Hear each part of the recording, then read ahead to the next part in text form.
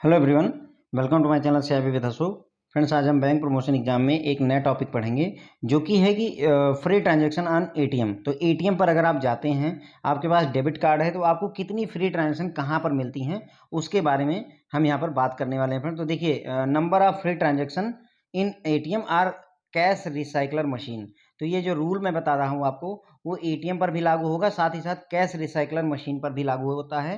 Cash recycler machine कौन सी होती है फ्रेंड? जिसमें हम कैश डिपॉजिट भी कर सकते हैं और कैश विड्रॉ भी कर सकते हैं। एटीएम जो होता है, इसमें से केवल पैसा विड्रॉल किया जा सकता है, लेकिन कैश रिसाइकलर मशीनें जो होती है उसमें आप पैसा अपने खाते में जमा भी कर सकते हैं और आप विड्रॉल भी अपने खाते से कर सकते हैं। दोनों फंक्शन एक साथ अवेलेबल होते हैं। तो ये जो रूल है फ्रेंड्स, वो दोनों पर लागू होता है। लेकिन रिसाइकलर के केस में ध्यान रखिएगा, जो आपकी रिसाइकलर मशीन है उसमें केवल कैश विड्रॉल की ही बात हम यहाँ पर करेंगे। यानी अगर डिपॉजिट करने जाते हैं तो उसको इसमें नंबर ऑफ ट्रांजेक्शन में आपको ऐड नहीं करना है। जैसे मैंने आपको कहा कि 5 ट्रांजेक्शनें फ्री हैं, तो 5 फ्री ट्रांजेक्शन मतलब 5 विड्रॉल की ट्रांजेक्शनें फ्री हैं कैश रिसाइकलर के केस में। तो क्लियर हो गई बात कि अगर कैश रिसाइकलर की बात करें तो केवल विड्रॉल वाली ट्रांजेक्शन ही कंसिडर करके चलना है। क्लियर हो गई बात? ओके। अब सिंपल सा नियम है फ्रेंड्स कि बैंक के अगर खुद के एटीएम पर आपके पास मान लीजिए एसबीआई का डेबिट कार्ड है, ठीक है, और आप एसबीआई की ही एटीएम मशीन अगर यूज करते हैं, तो आपको चाहे देश के किसी भी शहर में आप होंगे, आपको 5 फ्री ट्रांजैक्शनें मिलती हैं। कितनी फ्री ट्रांजैक्शन मिलती हैं फ्रेंड? 5 फ्री ट्रांजैक्शनें मिलती हैं। इसमें फाइनेंशियल और नॉन फाइनेंशियल दोनों ट्रांजैक्शन इंक्लूडेड रहती हैं फ्रेंड्स। ओके, तो आपको पूरे देश में 5 फ्री ट्रांजैक्शंस मिलती हैं अगर आप बैंक का ही एटीएम यूज करते हैं, चाहे किसी भी शहर में हो, दिल्ली, बम्बई और आगरा, मथुरा, चाहे जहां आप हों, आपको पूरे देश में एसबीआई का एटीएम है या केनरा बैंक का एटीएम है और केनरा बैंक की एटीएम मशीन है, तो आपको 5 ट्रांजैक्शन पूरे महीने में फ्री मिलती हैं। उसके बाद में अगर हम बात करें दूसरे बैंक का एटीएम है, अब मान लीजिए एसबीआई बैंक का आपके पास एटीएम कार्ड है, डेबिट कार्ड है, और जो एटीएम मशीन है वो मान लीजिए एचडीएफसी बैंक की आप यूज करते हैं। मैं मान लेता हूँ एसबीआई का डेबिट कार्ड है और एटीएम मशीन एचडीएफसी बैंक का है। तो फ्रेंड्स, उस केस में कंडीशन ये आती है कि अगर आप 6 मेट्रो सिटीज में पैसा निकालते हैं तो आपको 3 फ्री ट्रांजेक्शनें मिलेंगी, और उन 6 मेट्रो सिटीज के अलावा कहीं किसी नॉर्मल शहर में निकालते हैं तो आपको 5 फ्री ट्रांजेक्शनें मिलती हैं। क्लियर हो गई बात? तो अगर हम मेट्रो सिटी 6 मेट्रो सिटी कौन-कौन सी हैं? मुंबई, दिल्ली, चेन्नई, कोलकाता, बेंगलुरु एंड हैदराबाद, ठीक है?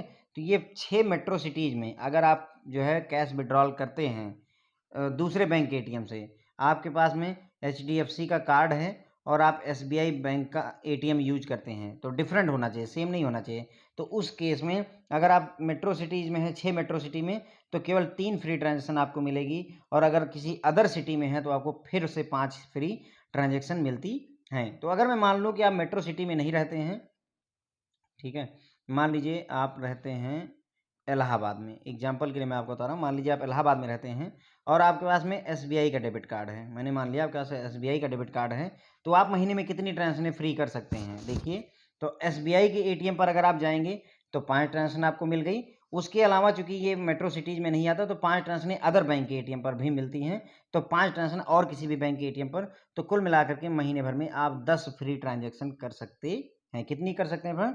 10 फ्री ट्रांजेक्शन मैक्सिमम की जा सकती है किसी कस्टमर के द्वारा। अब अगर मान लीजिए आप मेट्रो सिटी में रहते हैं, से आप हैदराबाद में रहते हैं, मैं मान लेता हूं, तो उस केस में कितनी ट्रांजेक्शन कर पाएंगे? अपने बैंक पर जाकर के आप 5 फ्री ट्रांजेक्शन तो कर ही सकते हैं, और दूसरे बैंकों के एटीएम पर भी जाकर के आप 3 ट्रांजेक्शन और कर सकते हैं। तो कुल मिलाकर के आपको हैदराबाद में 8 ट्रांजेक्शन करने का मौका मिल सकता है टोटल। ठीक है फ्रेंड, तो ये हमें क्लियर हो जाता है। बैंक के खुद के एटीएम पर 5 फ्री ट्रांजेक्शन हैं, और अगर दूसरे बैंक का एटीएम है और दूसरे बैंक का डेबिट कार्ड है, दोनों अलग अलग हैं, तो 6 मेट्रो शहर जो हैं उनमें 3 फ्री ट्रांजेक्शन है, और अदर सिटीज में 5 फ्री ट्रांजेक्शन इनमें मिलती है। 6 मेट्रो सिटीज हमारी: मुंबई, सपनों का शहर जिसे कहते हैं; नई दिल्ली, हमारी राजधानी ये है; चेन्नई, कोलकाता, बेंगलुरु और हैदराबाद। ठीक है फ्रेंड, तो ये 6 सिटीज हो गई हमारी मेट्रो सिटी। ओके, अब मान लीजिए कि ऐसा होता है कि कोई कस्टमर है, वो जो इलाहाबाद में रह रहा था, उसने 10 ट्रांजेक्शन कर ली, 5 अपने एटीएम पर करी और 5 दूसरे के एटीएम पर कर ली, लेकिन उसकी ज़रूरत अभी पूरी नहीं हुई, उसको 2-3 ट्रांजेक्शनें और करनी पड़ गई, यानी महीने में उसने 12-14 विड्रॉल कर लिए मान लीजिए एटीएम से, तो 10 ही ट्रांजेक्शन फ्री थे। भाई 5 अपने एटीएम पर और 5 दूसरे के एटीएम पर। अब मान लीजिए वो कस्टमर जो है अपने एटीएम या किसी दूसरे के एटीएम पर 5 से ज़्यादा ट्रांज़ैक्शन कर देता है, छठवीं ट्रांज़ैक्शन करेगा तो उसको कितना पैसा देना पड़ेगा? भाई दूसरे बैंक के एटीएम पर 5 फ्री था, मैंने छठवां ट्रांज़ैक्शन किया तो मुझे कितना पैसा देना पड़ता है फ्रेंड? तो आरबीआई की गाइडलाइन अभी करंट टाइम पे जो है वो कहती है कि आपको ₹20 पर ट्रांजैक्शन के हिसाब से प्लस जीएसटी देना पड़ेगा। जो भी चार्जेज हैं यानी जीएसटी है, तो ₹20 प्लस जीएसटी आपको फ्रेंड्स देना पड़ता है। इसीलिए आप ध्यान दीजिए, ₹20 तो ये हो गए, जीएसटी आपका 18% लगा करके ₹23.60 आपको लगते हैं। अगर आपने नोटिस किया होगा तो जब भी आप एक्स्ट्रा ट्रांजेक्शन कर देते होंगे तो आपके खाते से ₹23.60 कट जाते हैं फ्रेंड्स। ओके, वो इसी बात के कटे हुए हैं क्योंकि आपने नंबर ऑफ फ्री ट्रांजेक्शन को एक्सीड कर लिया हुआ है। अगर क्वेश्चन पूछा जाता है तो नॉर्मली आपसे ₹20 प्लस जीएसटी पूछा जाएगा, ₹20 या सर्विस टैक्स पूछाता है। लेकिन इसमें आरबीआई ने मॉडिफिकेशन किया हुआ है फ्रेंड, 1 जनवरी 2022 से ध्यान रखना है ये डेट, क्योंकि चूंकि आरबीआई ने लेटेस्ट अनाउंसमेंट की है तो क्वेश्चन पूछे जाने के चांसेस ज़्यादा होते हैं। 1 जनवरी 2022 से ये जो कस्टमर ₹20 प्लस जीएसटी देता था, अब ₹21 प्लस जीएसटी देगा। अब का मतलब 1 जनवरी यानी नए साल से, ईयर 2022 में 1 जनवरी से वो ₹21 प्लस जीएसटी देना शुरू कर देगा। करंट टाइम पे जो चार्जेज हैं ₹20 प्लस जीएसटी हैं। ये कब लगेंगे? जब आपको फ्री ट्रांजैक्शन मान लीजिए अपने एटीएम पर 5 मिली, दूसरे एटीएम पर भी 5 मिली, 10 ट्रांजैक्शन आप नॉर्मल सिटी में कर चुके हैं, उसके अलावा भी कोई ट्रांजैक्शन करते हैं, या मान लीजिए अपने बैंक में आपको 5 ट्रांजैक्शन थी और अपने बैंक में ही आप जो है छठवीं ट्रांजैक्शन करते हैं, या दूसरे बैंक में 5 ट्रांजैक्शन थी, दूसरे बैंक में आप छठवीं ट्रांजैक्शन या 7वीं ट्रांजैक्शन करते हैं, उन सभी केसेस में आपको ये पैसे देने पड़ेंगे। अभी चार्जेस क्या है? ₹20 प्लस जीएसटी है। आगे चल करके आपको ₹21 प्लस सर्विस चार्जेज कह लीजिए, नॉर्मली जीएसटी होता है, 18% लगता है फ्रेंड्स। ओके, अब बैंक के पॉइंट ऑफ व्यू से एक और बात यहाँ पर हम करेंगे जिसमें कुछ आरबीआई ने लेटेस्ट सर्कुलर जारी किया है। Interchange fees only for banks होता है, इसका कस्टमर से कोई लेना देना नहीं है। एग्जाम्पल समझते हैं कि इंटरचेंज फीस कब लगती है।